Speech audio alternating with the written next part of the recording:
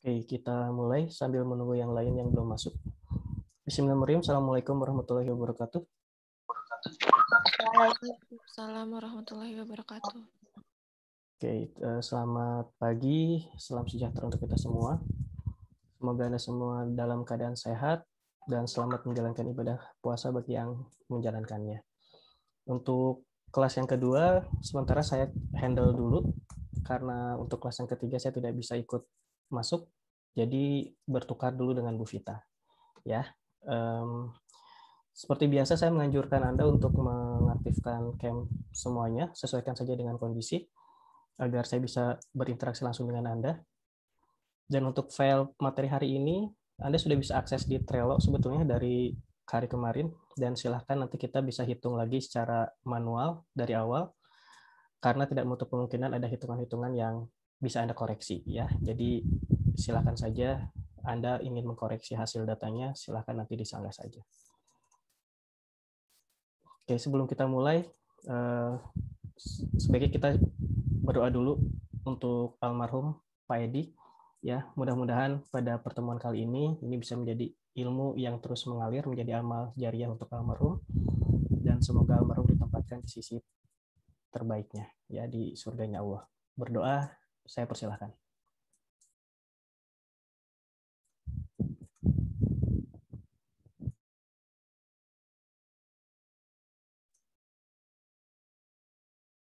Oke.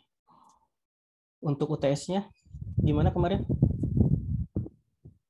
Udah ya? Sudah ada gambaran pakai rancangan yang mana? Ada yang mau coba berpendapat? RBSL. RBSL. Dengan alasan?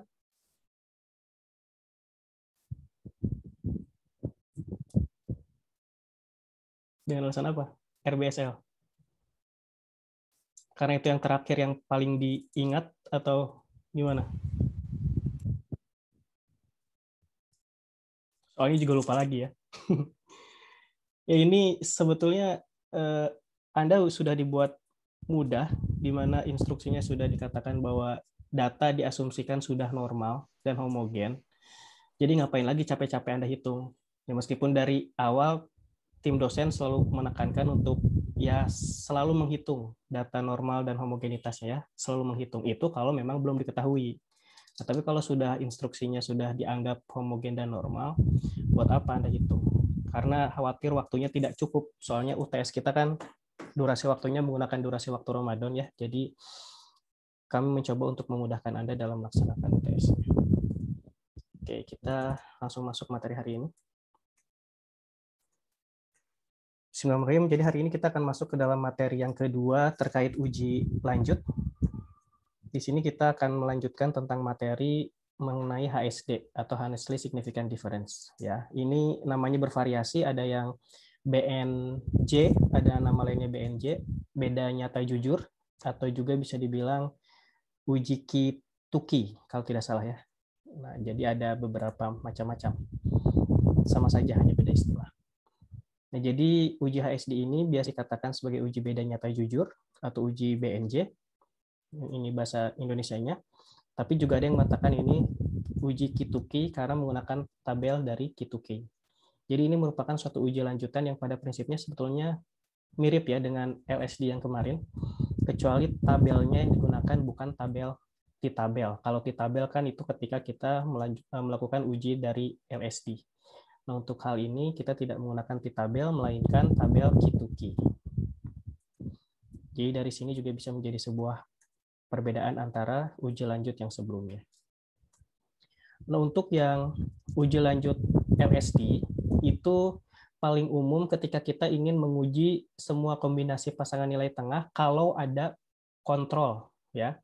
Kalau si LSD itu biasanya lebih enaknya adalah kalau kita ingin melihat semua kombinasi pasangan nilai tengahnya kalau ada kontrol, karena nanti perlakuan yang B dibandingkan dengan si kontrol yang C dibandingkan si kontrol dan seterusnya. Nah, tapi si LSD ini kurang tepat jika ternyata penelitiannya tidak memiliki kontrol. Jadi kelemahan uji LSD ini tidak bisa atau kurang tepat sebetulnya ya, kurang tepat untuk terapkan dalam kondisi penelitian di mana pelakuannya tidak ada kontrol. Nah, maka untuk mengantisipasi hal tersebut ada alternatif uji yang lain, namanya HSD. Nah, HSD ini adalah uji yang tepat untuk melakukan pembandingan semua perlakuan yang diberikan tanpa ada kontrol. Itu perbedaannya ya. Jadi setelah kita tahu bahwa untuk menentukan uji lanjutan ini kita bisa menghitung dulu koefisien keragaman, itu cara yang pertama. Atau Anda bisa langsung menentukan uji lanjutannya apa setelah Anda sudah tahu bahwa karakteristik penelitian yang Anda lakukan adalah ada kontrol atau tidak ada kontrol. Jadi ada dua cara sebetulnya untuk menentukan terkait uji lanjutannya menggunakan yang mana. Oke. Nanti kalau Anda ada yang tidak paham bisa langsung interupsi ya. Misalnya kita coba langsung terapkan saja ke contoh. Di sini ada suatu kasus, ada penelitian budidaya ikan gurame, ya, dan jumlah kolam yang digunakan sebanyak 11 kolam dengan luas masing-masing kolamnya 100 meter persegi. Nah, di sini kita akan menerapkan rancangan acak lengkap, ya, di mana kondisi sampelnya ini dianggap relatif homogen semuanya, hanya ada perbedaan perlakuan saja. Jadi dalam hal ini jumlah sumber keragamannya hanya ada satu, yaitu perbedaan perlakuan. Makanya kita menggunakan rancangan acak lengkap. Misalnya perlakuan A, perlakuannya adalah dengan padat penebarannya 37 ekor, perlakuan B dengan padat penebaran 74, perlakuan C dengan padat penebaran 148 ekor.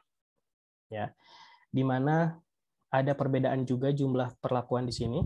Perlakuan A diulang 4 kali, perlakuan B diulang 4 kali, tapi perlakuan C diulang 3 kali. Nah, ini contoh kasus yang berbeda.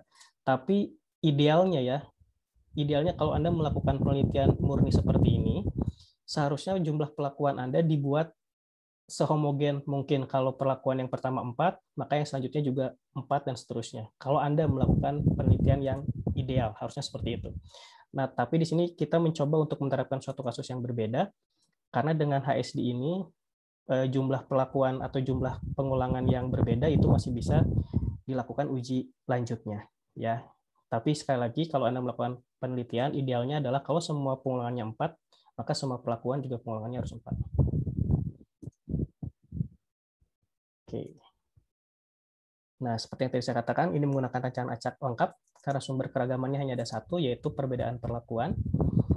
Dan respon yang diamati adalah total pertambahan bobot badan ikan gurame. Jadi dalam hal ini satuan data yang didapatkan adalah gram. Nah, ini hasil penelitiannya. Ya, sepertinya kita tidak perlu coba hitung di sini untuk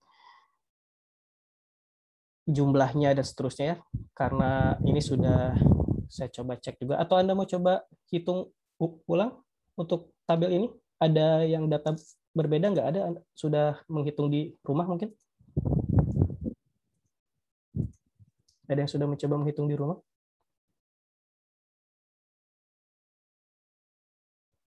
Ada nggak data yang berbeda?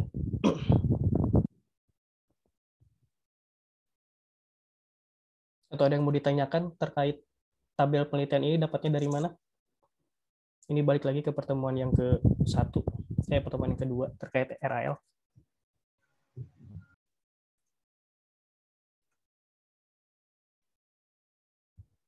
Gimana?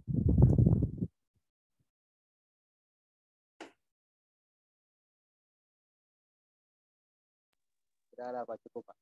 Sudah cukup, oke. Terima kasih kalau gitu ya.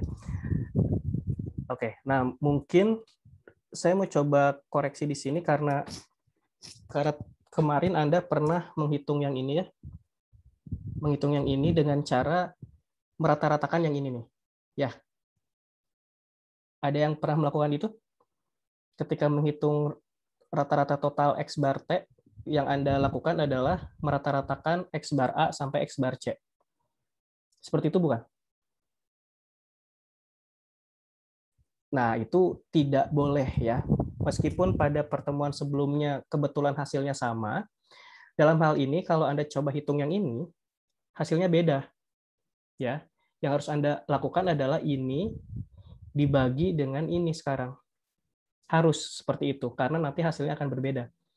Dalam hal ini soalnya si perlakuannya kan tidak lengkap.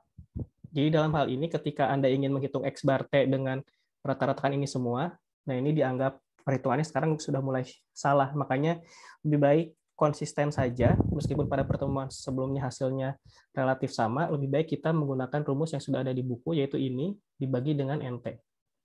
Ya. Oke. Nah, ini juga sepertinya tidak perlu dibahas karena dari awal kita sudah tahu dari mana derajat bebas ini, JK ini, KT ini, dan seterusnya ya, karena sama saja. Hanya mungkin ada koreksi harusnya nih. Ada yang sudah menghitung, ada yang berbeda datanya nggak di sini?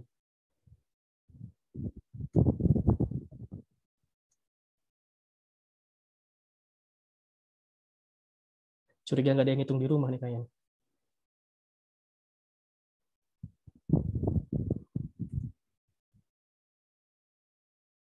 Ada yang pakai biometri Go mungkin?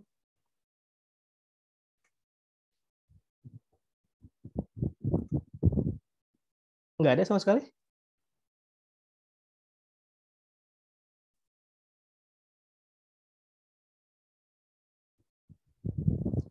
Anda tahu ini dari mana?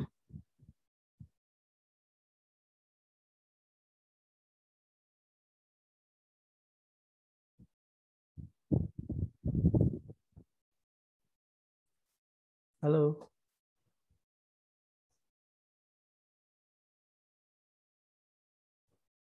Anda tahu ini dari mana? Jumlah perlakuan dikurangi 1, Pak. Jumlah perlakuan dikurangi 1. Jumlah perlakuannya tadi ada berapa? Ada 3, Pak. Ada 3, oke. Kalau ini?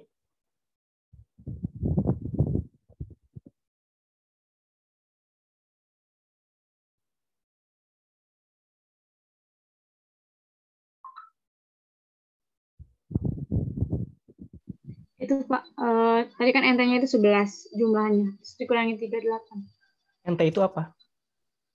Jumlah apa namanya?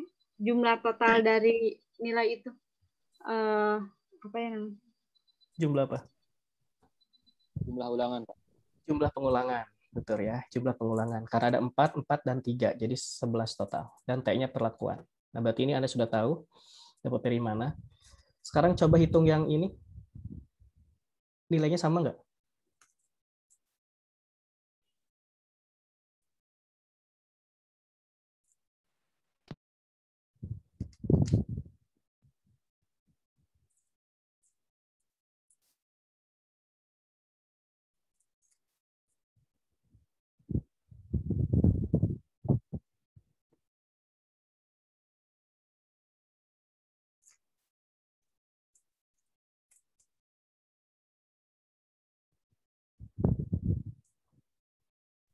Sama, Pak. Sama, oke. Yang ini?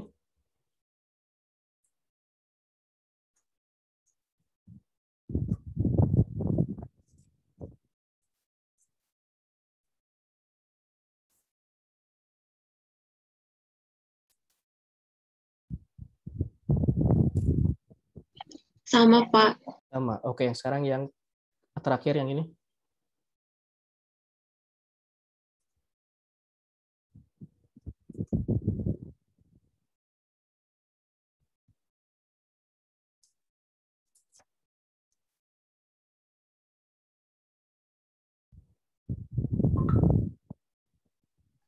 Sama Pak. Yang lain? Sama Bapak. Sama Pak. Sama, 8496,26 dibagi 16,72. Sebentar, saya coba hitung ya. Jadinya saya yang salah hitung lagi. 8496,26.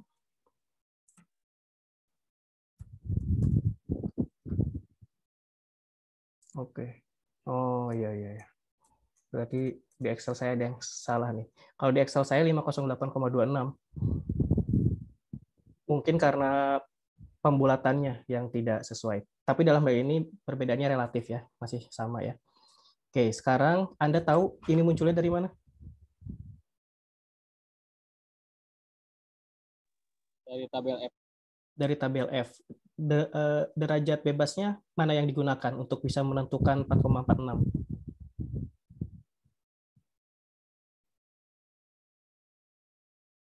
Kita coba balik lagi aja ke pertemuan sebelumnya. Untuk tahu tabel F-nya jatuh di mana, derajat bebas mana yang digunakan? 2 dan 8. 2 dan 8, good ya. 2 dan 8, sip. Masih ingat ya, alhamdulillah. Kesimpulannya, sudah bisa ditentukan ini? Kalau F hitungnya tadi semua kebetulan sama di sini. Kriterianya, hipotesisnya, yang mana diterima?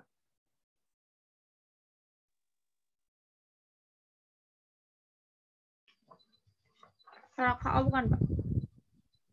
Gimana? Sorry? Tolak KO, Pak. Karena Tolak hitungnya HO. Oke, ditolak HO. Untuk ditolak HO ada 2 kriteria, yang mana yang diambil? Sangat signifikan. Yang sangat signifikan ya, karena dia sudah sangat lebih besar dari 0,01. Oke, good. Jadi kesimpulannya adalah menolak HO dengan sangat signifikan atau dengan sangat nyata. Artinya tadi si perlakuan terkait padat penebaran ikan gurame di kolam itu berpengaruh sangat nyata. Ya, cuma kita tidak tahu mana perlakuan yang lebih berpengaruh. Nah, dengan cara seperti itu, untuk bisa mengetahui perlakuan mana yang lebih berpengaruh daripada A, B, C, maka kita mengetahuinya dengan uji lanjutan. Cuma karena penelitian ini tidak ada kontrol, maka yang tepat bukan dengan LSD, tapi dengan HSD. Itu ya. Atau bisa juga Anda menghitung koefisien keragaman dulu untuk menentukan dengan cara nilai koefisien keragamannya, nanti ada di uji lanjutan mana, itu juga bisa saja. Nah, jadi kita ingin melihat uji lanjutan ini, tujuannya adalah untuk menentukan apakah perlakuan A memberikan hasil yang berbeda nggak dengan perlakuan B. Jadi A dengan B, A dengan C, dan B dengan C. Nah, di sini sudah ada skema yang berbeda nih dengan LSD. Ya. Oke, kita coba lihat nanti skemanya. Tapi sekarang ada hipotesis untuk uji LSD-nya. Hipotesisnya ada HA dan HO ya. HA-nya kedua perlakuan yang dibedakan memberikan respon yang tidak sama. Berarti ada berapa hipotesis HA yang harus dibuat?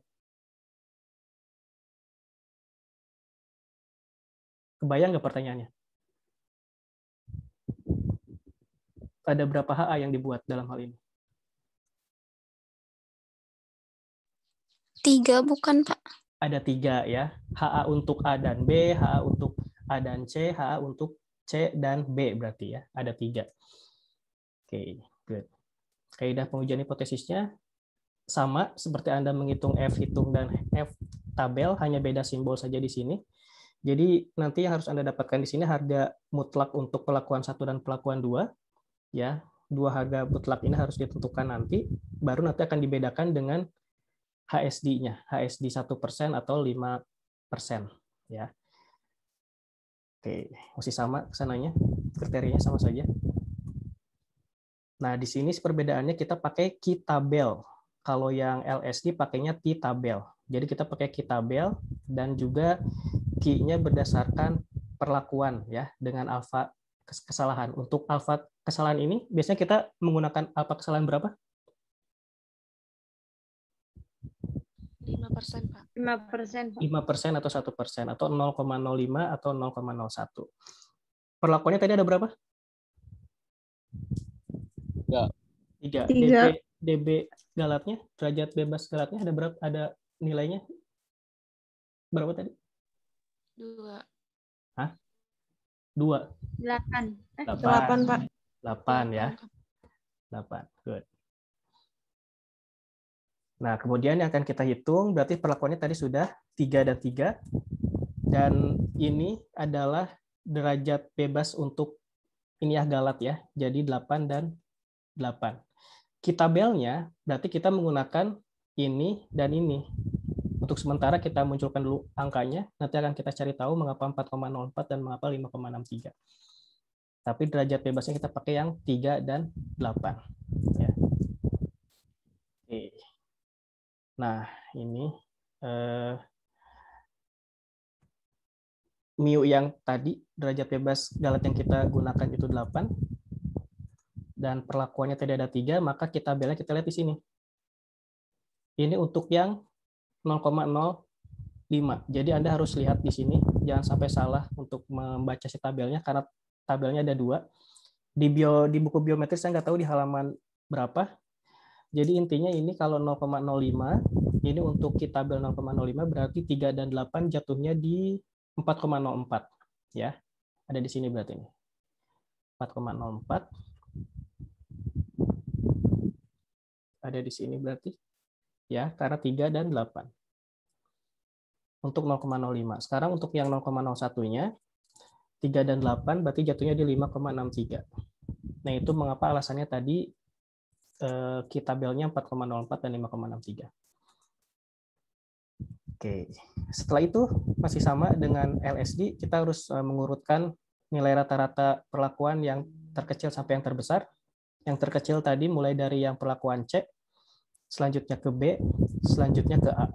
Nah, nilai ini didapatnya dari rata-rata ya. Dari sama dengan average kalau Anda pakai Excel. Sampai sini, ada yang mau ditanyakan nggak? Masih bisa dipahami nggak?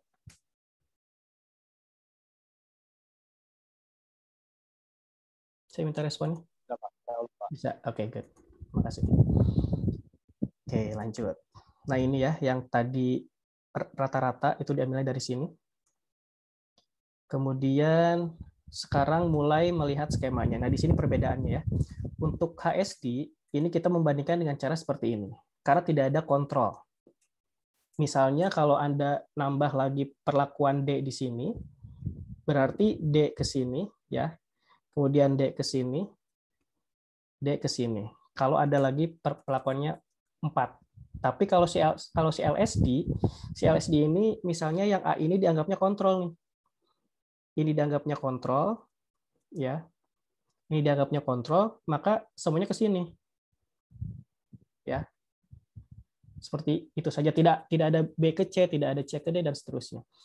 Makanya ketika tidak ada kontrol, maka yang lebih tepatnya dengan menggunakan HSD. Nah, sekarang kita coba simulasikan dulu perlakuan C dengan perlakuan B. Berarti ini HA-nya adalah kedua perlakuan, yaitu C dan B, memiliki perbedaan. Nah, ini hipotesis yang pertama. HA-nya gitu. Kita yang akan lakukan adalah menghitung SY bar. SY bar ini adalah harga galat baku nilai tengah dengan rumus yang ada di sini. Kalau di LSD, yang dicarinya, simbolnya, di situ apa? Kalau di LSD. Kalau di sini kan SY bar. Kalau di LSD? SD bar. SD bar, betul. Rumusnya sama nggak atau ada yang berbeda?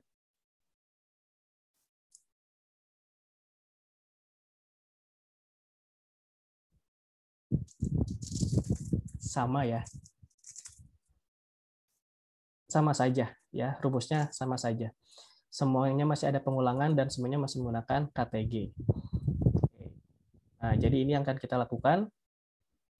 Pengulangan C tadi 3 kali pengulangan B tadi 4 kali pengulangan, dan KTG-nya di tabel data keragaman sumber keragaman itu ada 16,72. SY bar-nya berapa kalau dihitung?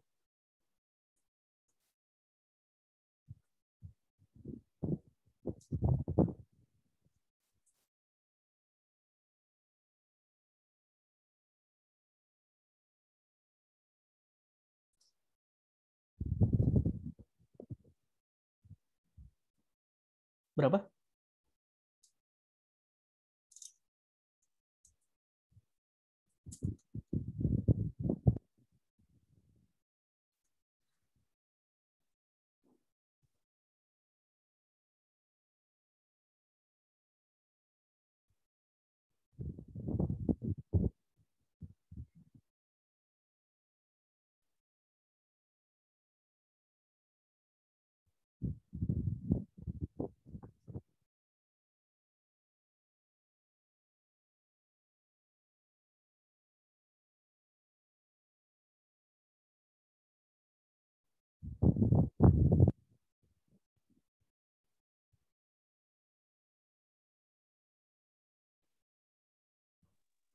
Izin menjawab, Pak. Ya, silakan. Kalau di PPT kan 9,75 ya, Pak. Nah, kalau menurut perhitungan saya 3,12, Pak. Soalnya yang 9,75 itu belum diakarkan. Oke, 3,12 ya. Yang lainnya? Kalau di PPT 9,75. Hitungan yang lainnya sama nggak dengan yang dilakukan tadi Rina Rostika ya? 3,12 atau? Sama Pak, Sama ya. Oke. 3,12 ya. Ya, jadi ini memang belum diakar kuadratkan. Maka hasilnya 3,12. Nah, ini catat ya. Terima kasih sudah mengkoreksi. Oke, yang tadi ini sudah tidak perlu. Nah, ini yang tadi kita gunakan si KT-nya adalah KTG untuk kuadrat tengah dalatnya. Dan sekarang kita akan menentukan dengan HSD untuk setiap taraf kenyataan. Berarti ada berapa HSD di sini?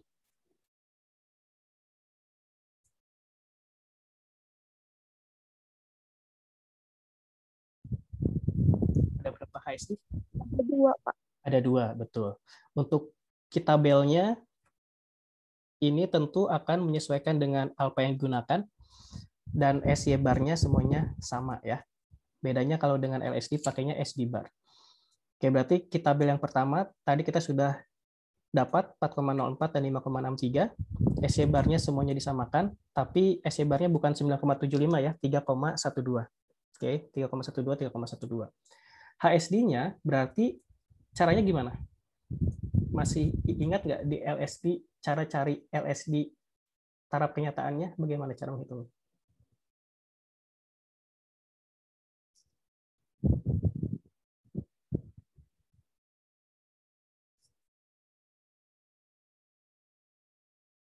Rumusnya udah ada di atas tuh.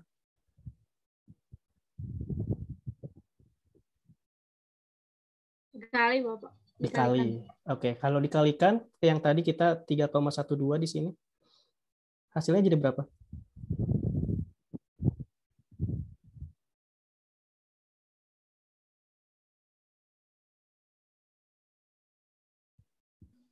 $12,60.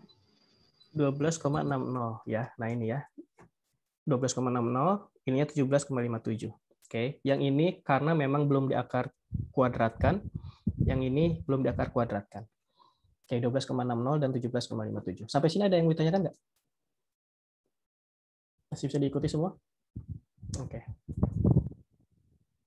Nah, jadi ini yang tadi tabelnya dapat dari mana, kemudian yang ini tadi kita sudah tahu 3,12 ya, bukan 9,75 karena belum diakar kuadratkan. Dan selanjutnya kita masuk ke dalam pengujian hipotesis. Ya. Untuk rata-rata perlakuan C tadi di tabel adalah 280,7 dan rata-rata perlakuan B di tabel 347,0. Harga mutlaknya sekarang berapa? Untuk dua perlakuan ini.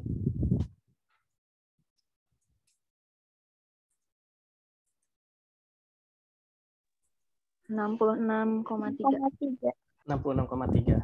Kesimpulannya? Karena tadi HSD bar-nya bukan yang ini ya, HSD bar-nya tadi berapa? Ada yang nulis nggak?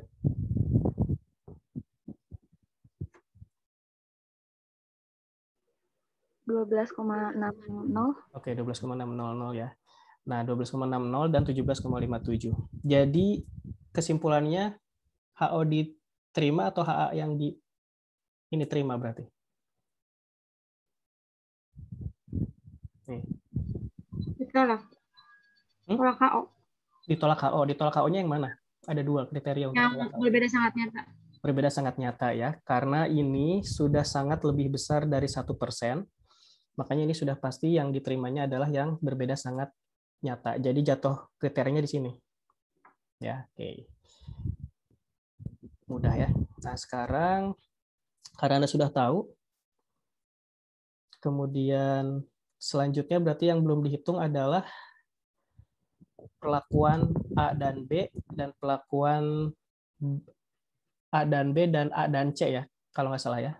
Nah, jadi yang ini kesimpulan yang tadi kita sudah simulasikan itu adalah menolak H0 ya karena memiliki perbedaan yang sangat nyata, sehingga artinya kedua perlakuan yang dibedakan, kedua perlakuan di sini adalah HA untuk perlakuan C dan B, yaitu memberikan respon yang tidak sama atau berbeda sangat nyata. Nah, sekarang saya ingin Anda semua menghitung untuk perlakuan yang selanjutnya. Masih ada 2 HA yang harus Anda tentukan.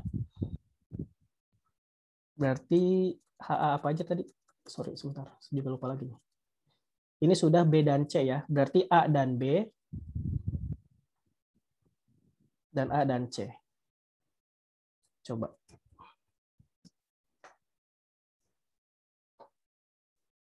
Oh, ini maksudnya tolak ya. Sorry ya. Tolak. Bukan ditalak ya. Tolak.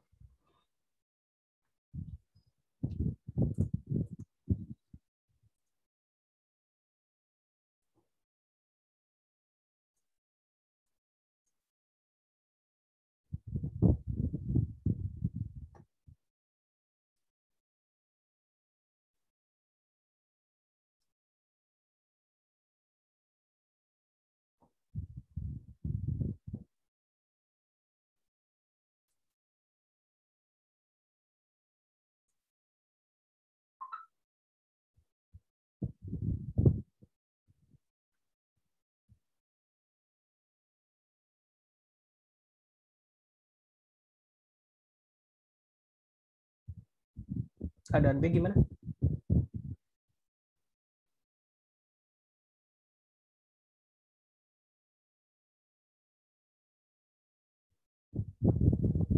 Tidak perlu dihitung dari ini ya awal ya.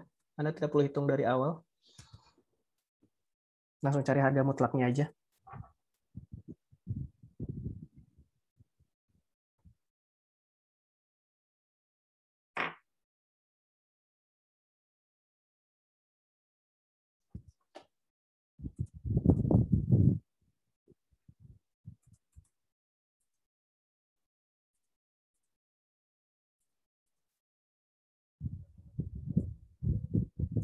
Bentar-bentar. Ini Anda harus hitung langsung harga mutlak atau Anda mulai dari mana nih harusnya untuk menentukan A dan B? SY bar bukan, Pak? Ya, cari dulu si SY bar yang mengapa Anda tidak menggunakan SY bar yang ini? Karena beda jumlah ulangannya. Oke, beda jumlah pengulangan, betul ya. Oke, silakan.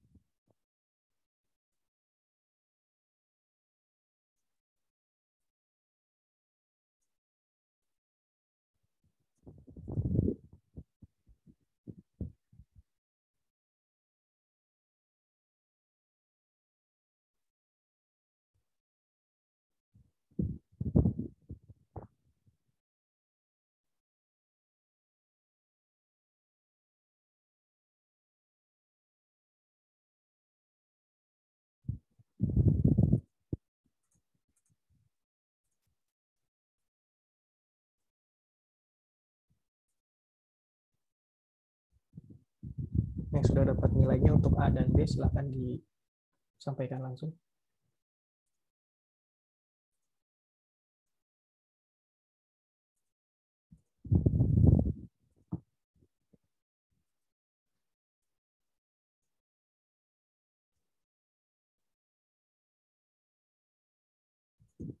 Untuk key tabelnya sama nggak ya?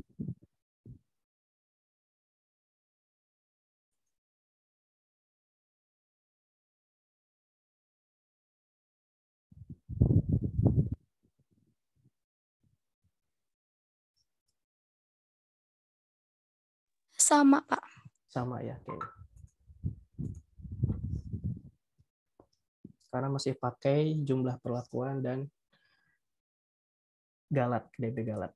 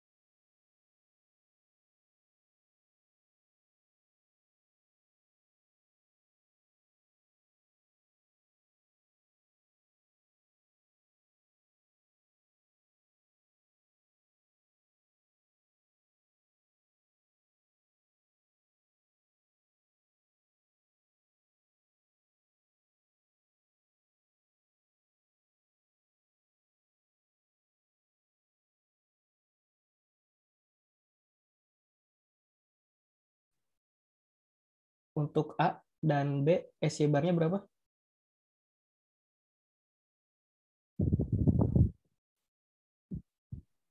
2,89, Pak. 2,89. Oke. 2,89. Aduh, susah ya. 2,89, 2. Apa susah sih?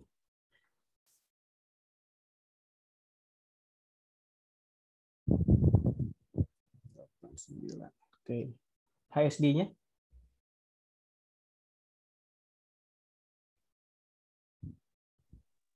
Untuk 5% 11,68. 1%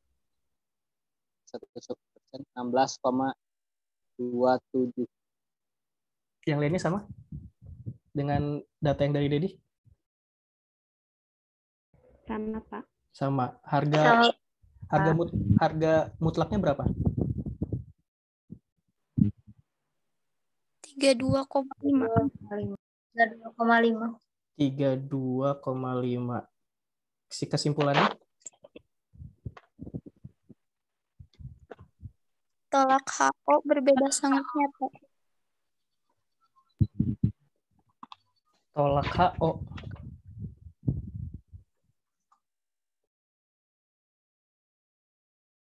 Karena lebih besar dari HS di mana? HSD yang 1%, Pak. HSD yang 1%-nya 16,27. Iya, Pak. Harga mutlaknya 32,5. Oh iya, oke, betul-betul. Ya. Sorry. Lebih besar dari 1%, makanya menolak H0 ya dengan sangat nyata. Kalau SY bar untuk yang belum tahu apa ya? A dan C? 3,12. 3,12. Saya tulis ini 3,12 juga. Sama dengan B dan C berarti ya? Iya, Pak. Oh iya, oke. 3,12. Berarti ininya juga sama ya dengan B dan C ya? Nilainya berapa? Bisa diulang? 12,60. 12,60. Kalau yang 1%? 13,57. 13,57. harga mutlaknya?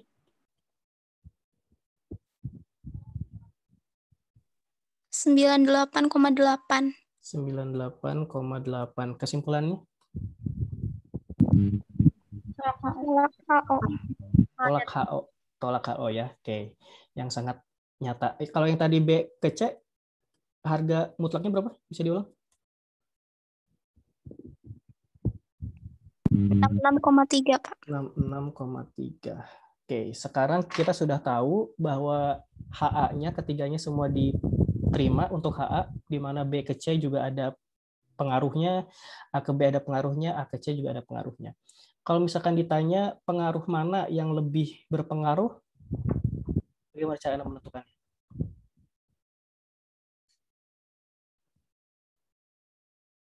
Kalau yang kesimpulan hipotesis yang tadi kan cuma sekedar B ke C ada pengaruhnya atau ada perbedaannya. Si A ke B ada perbedaannya, A ke C juga ada perbedaannya, di mana ketiga-tiganya sangat signifikan. Kalau ditanya sekarang mana yang lebih berpengaruh? Apakah A, B, atau C? A ke C, Pak. Nilainya lebih besar bukan, Pak? Jadi yang A ke C. A ke C. Kalau gitu A atau C? Perlakuannya kan ada 3, A, B, dan C. Yang saya tanya adalah perlakuan mana yang paling berpengaruh. Kalau Anda hanya menjawab A ke C, ya berarti si perlakuannya yang mana?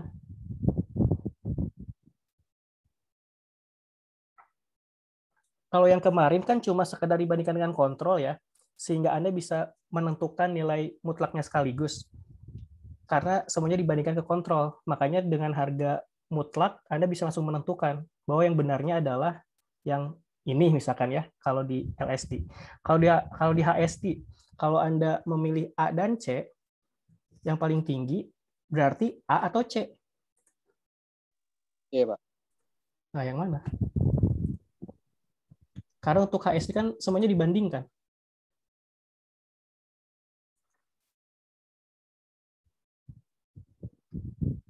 Kalau yang LSD, sekali lagi, menurut saya itu nggak masalah. Ya, mungkin nanti bisa dikoreksi sama Bu Vita kalau misalnya saya keliru. Kalau di LSD, Anda nggak masalah untuk menentukan langsung dari harga mutlak, karena semuanya dibandingkan ke kontrol. Karena memang semua nilainya itu terpacunya ke kontrol. Kalau sekarang kan semuanya dibandingkan.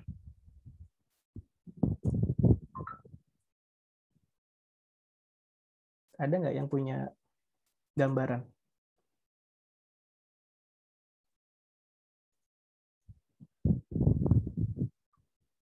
Oke, nilai yang paling mutlak yang terbesar adalah A dan C. Maka pertanyaan selanjutnya, A atau C?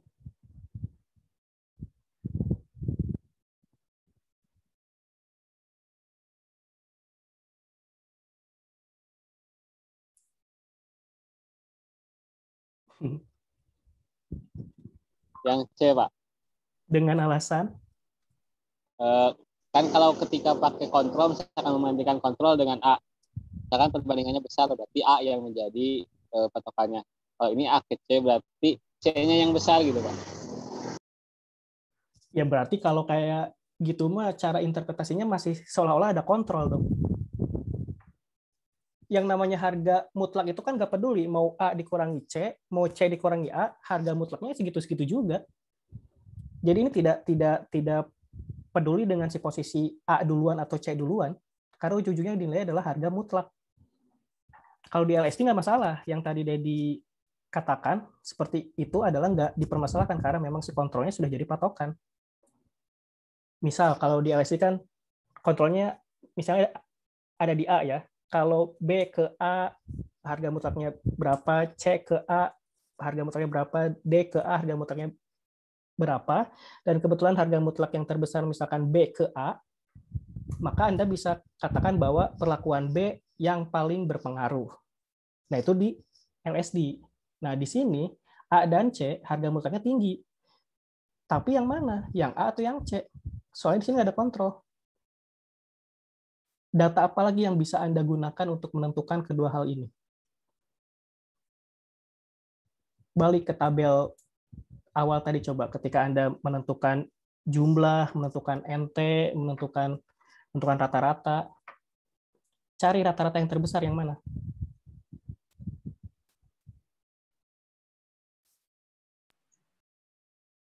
Yang A.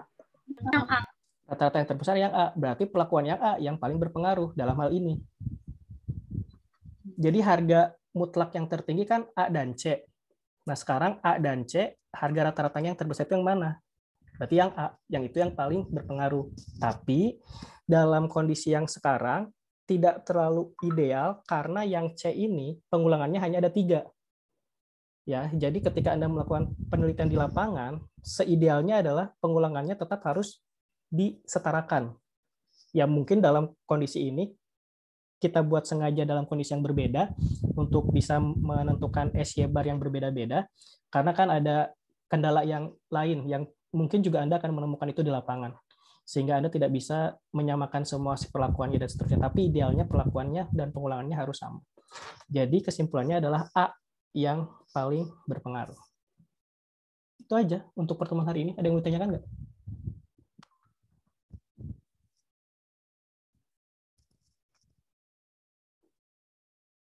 Ada yang mau ditanyakan? Bisa dipahami? Insya Allah, Pak. Oke, terima kasih. Mungkin Bu Vita ada yang mau ditambahkan, Ibu?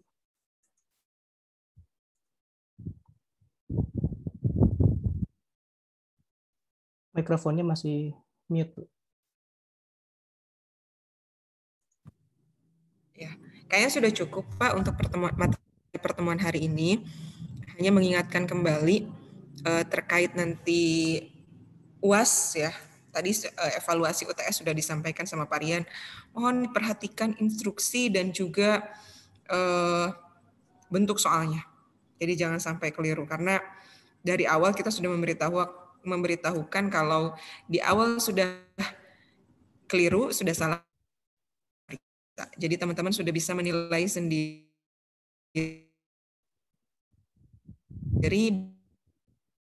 bagaimana hasil UTS. Saya kembalikan Pak Rian. Oke, terima kasih. Aduh, sinyal saya putus-putus nih. Ya. Apakah UTS-nya boleh hanya baru merekap ya untuk hasil, dan saya sendiri ya karena saya mendownload dari Google Classroom itu bisa melihat beberapa hasilnya, ada yang ya seperti yang tadi Pak Rian sampaikan di evaluasinya, makanya kita ingatkan kembali.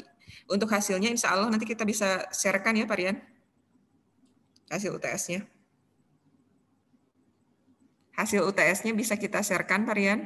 Iya, ya bisa Bu. Masalah yang tadi saya nggak bisa dengar soalnya hilang sinyalnya, sorry. Ya tadi dia minta apa namanya untuk diserahkan hasil evaluasi kita kemarin ya Pak Rian secara umum, tapi untuk menilai satu persatunya kita juga belum hari ini jadwal untuk yang UTS di semester ini tuh terakhirnya hari ini gitu ya. Nanti kita sharekan ya kalau sudah selesai. Cuma poin-poin evaluasinya tadi sudah disampaikan juga sama Pak Rian. Itu jadi bahan yang harus diperhatikan oleh teman-teman sekalian pada saat nanti UAS supaya nilainya tidak jelek. Gitu. Itu saja, Mangga. Terima kasih. Oke, ada lagi yang mau disampaikan? Kita sudahi saja atau bagaimana? Saya minta respon dari yang lain. Ditutup saja? Cukup. Oke, terima kasih ya. Oke, kalau gitu terima kasih atas semua partisipasi aktif Anda. Dan untuk daftar hadir, saya belum buat daftar hadirnya, nanti akan saya segera buat untuk saya cantumkan di Trello. Baik, untuk selanjutnya mungkin kalau ada tugas, tapi di buku nggak ada tugas ya Bu ya? Ya, nanti saja setelah materi pembanding bergandanya selesai kita berikan tugas. Jadi nanti mungkin setelah pertemuan selanjutnya akan ada tugas. Baik, itu saja mungkin. Terima kasih. Kita akhiri dengan ucapan hamdalah. Alhamdulillahirabbil alamin. Terima kasih. Assalamualaikum warahmatullahi wabarakatuh. Waalaikumsalam warahmatullahi wabarakatuh.